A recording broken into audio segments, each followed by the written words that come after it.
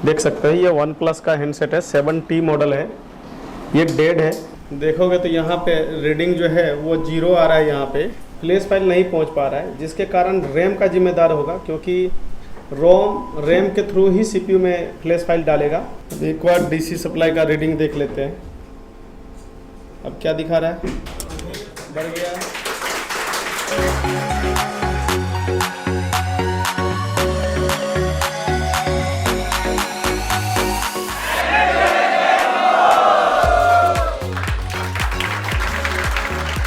Hello दोस्तों, एक info का यूट्यूब चैनल में आप सभी का स्वागत है। दोस्तों आज का जो हमारे पास टॉपिक है वो है डबल टेकर के ऊपर। हमारे पास एक वन प्लस का देख सकते हैं, ये वन प्लस का हैंडसेट है, 7T मॉडल है।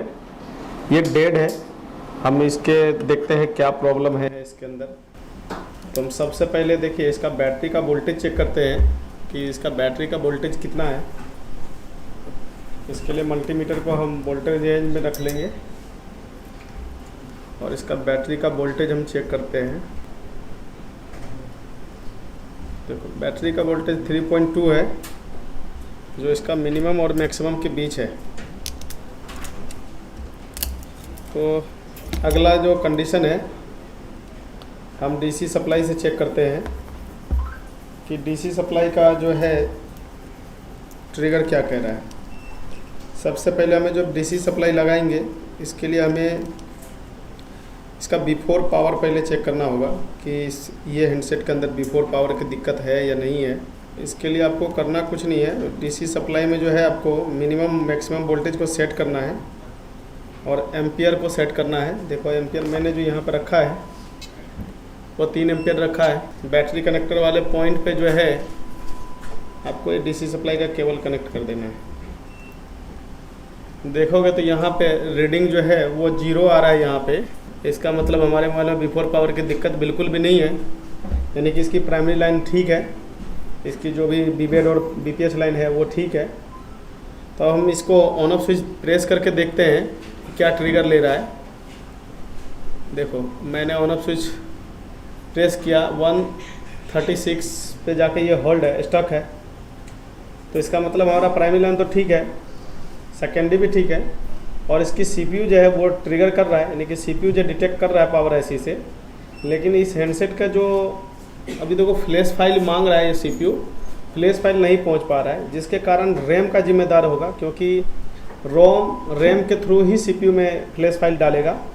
तो रोम तो ऑलरेडी ठीक होगा इसका, क्योंकि इसमें यूएफएस लगा हुआ है, और इसका रैम का प्रॉब्लम हो सकता है इस हैंडसेट के अंदर, क्योंकि जो फ्लैश फाइल है वो रोम से पहले रैम में जाएगा, उसके बाद ही सीपीयू में जाएगा। तो इस वजह से मुझे इस रैम के ऊपर काम करना बहुत ज़रूरी है। मैं इसको एक बार देखता हूँ खोल के। दोस्तों कभी भी आपको डबल टेकर का हैंडसेट आप अगर ट्रेसिंग कर रहे हैं, अगर वो डीसी सप्लाई पे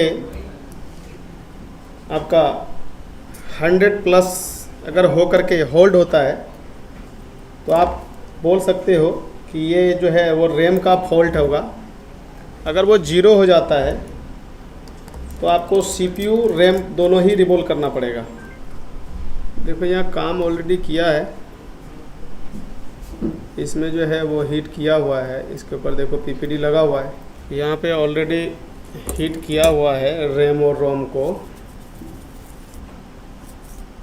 देखिए आप जो ये देख पा रहे हैं, ये सैमसंग का जो यूएफएस लगा है, जो KL से स्टार्ट होगा वो रोम होगा, और जो यहाँ पे जैसे देखिए K3 से स्टार्ट हो रहा है तो ये रैम होगा, और रैम के नीचे जो है वो सीपीयू बैठा रहेगा, रैम के नीचे होगा।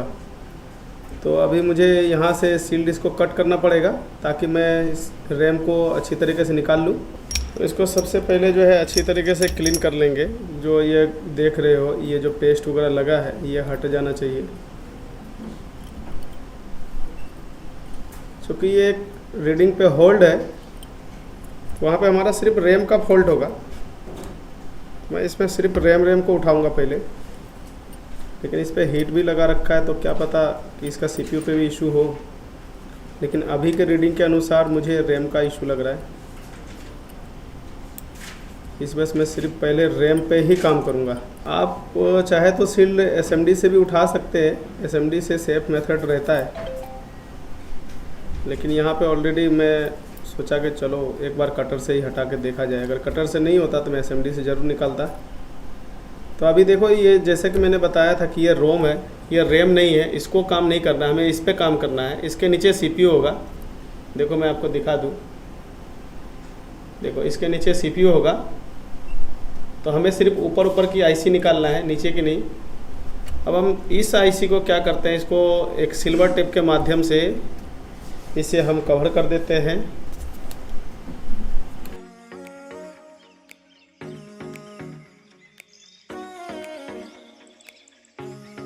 हमने यहाँ पे सिल्वर टेप के माध्यम से इसको अच्छे से कवर कर चुके। रैम को उतारने के लिए जो हमें टेम्परेचर चाहिए, वो टेम्परेचर हम रखेंगे, एयर रखेंगे 1 से 2 के बीच। टेम्परेचर कम से कम 340 होना चाहिए आपके।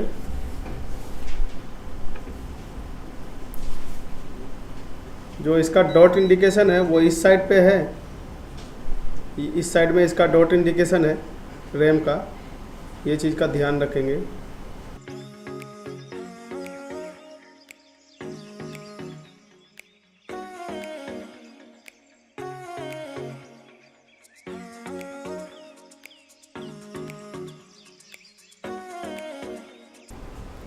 ये जो आप नीचे का शील्ड देख रहे हैं, अगर ये शील्ड आपको पिघलता हुआ नज़र आ जाए तो समझ लीजिएगा कि रैम के नीचे का बॉल जो है ना वो भी पिघल रहा होगा। और रैम में ना बीच का हिस्सा खाली होता है, तो वहाँ पे हीट देने की आपको आवश्यकता है नहीं। देखिए कितना प्यार से ये रैम निकल रहा है।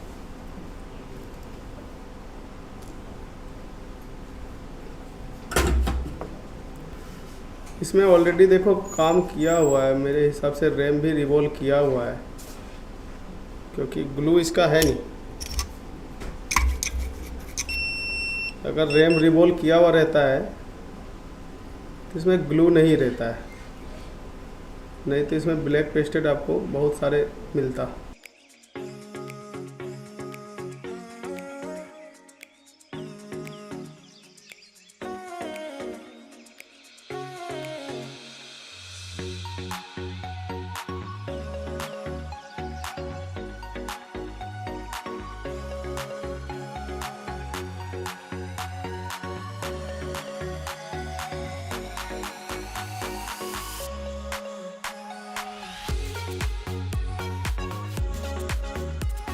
तो ये जो है सीपीयू, हम इसको अच्छी तरीके से रिवॉल्व कर चुके हैं। हम एक बार इस बोर्ड के ट्रिगर लेंगे। 130 वही 146 पे अभी भी स्टक है। हम देखते हैं एक बार रैम को वापस बिठा करके, अगर रैम बिठाने से हो जाता है तो ठीक है, नहीं तो सीपीयू भी उतार देंगे। बट अभी मेरा सीपीयू जो है वो सही बता रहा है, इस वजह से मैं सीपीयू पे काम नहीं कर रहा हूँ, है ना। एक बार हम रैम को रिवॉल्व करके बिठा के देखते हैं क्या रिजल्ट है। रैम क्लीन करने का तरीका जो होगा, 183 पीपीडी डालना है आपको।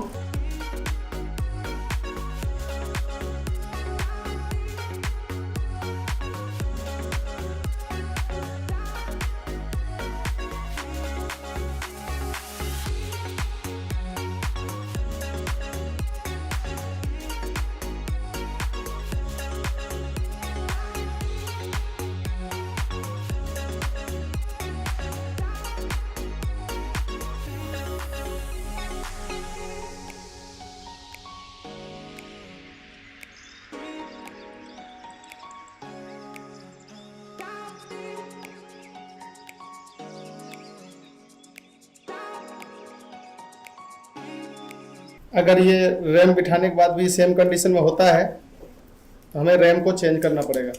डॉट इंडिकेशन के रूप में देखोगे एक सीपीयू पे निशान भी होगा यहाँ पे, और एक रैम में भी निशान होगा इसके इधर वाले साइड में, ये रहा डॉट इंडिकेशन। तो ये जो डॉट इंडिकेशन है ना, ये इधर की तरफ बैठेगा।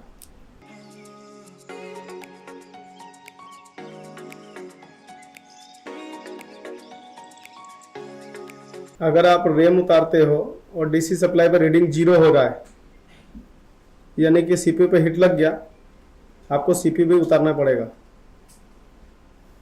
ओके, अगर CPU पे हीट नहीं लगा है तो 0 नहीं होगा। मिनिमम टेम्परेचर 340 होना चाहिए।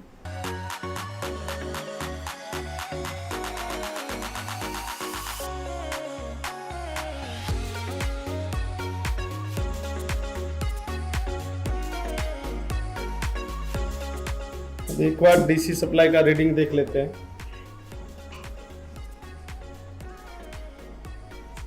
अब क्या दिखा रहा है? बढ़ गया। देखो ये बैटरी लो है लेकिन चालू हो गया, दिख रहा है चालू। देखो हमने जो है अभी देखो बैटरी लो है, दिख रहा है ना बैटरी लो। अभी हमने इसमें CPU रिवॉल्व नहीं किया, सिर्फ रैम रिवॉल्व करके काम कर लिया। यानी कि हमें DC सप्लाई के कोडिंग से हमने देखा कि क्या प्रॉब्लम है। CPU का अगर प्रॉब्लम है तो हम CPU उतारते, अगर CPU का प्रॉब्लम नहीं है तो हमें CPU उतारने का कोई मतलब बनता नहीं है। जहाँ पे प्रॉब्लम है सिर्फ वहीं पे हमने काम किया और ये हैंडसेट आप सबके सामने चालू हुआ। देखो मैं चाहूँ तो इसको DC सप्लाई से चालू करके आपको पूरा दिखा देता हूँ। इस वीडियो में हमने टेम्परेचर, जो भी हैंड स्किल, सारी चीज़ दिखाने की कोशिश किया। दोस्तों ये हैंडसेट जो है वो हमारे स्टूडेंट ही लेकर के आए थे यहाँ पे, तो उनको हमने लाइव ही करके दिखाया। तो हम आपको उन स्टूडेंट से मिलाना चाहते हैं। तो दोस्तों ये हमारे स्टूडेंट है जो इन्होंने ये फ़ोन लेकर के आए थे OnePlus का। तो अब यही बताएंगे कि इन्होंने कहाँ से लाया था, कैसे कैसे क्या चीज़ था, दिक्कत था जी। हेलो एवरीवन, मैं AK इन्फो में स्टूडेंट हूँ। मैंने ये मार्केट से परचेज करा था फ़ोन डेड कंडीशन में, तो मैं सर के पास लेके आया। सर ने बताया कि इसकी रैम में इशू है, तो सर ने इसको लाइव करके हम सबको दिखाया। Thank you Sujeet sir.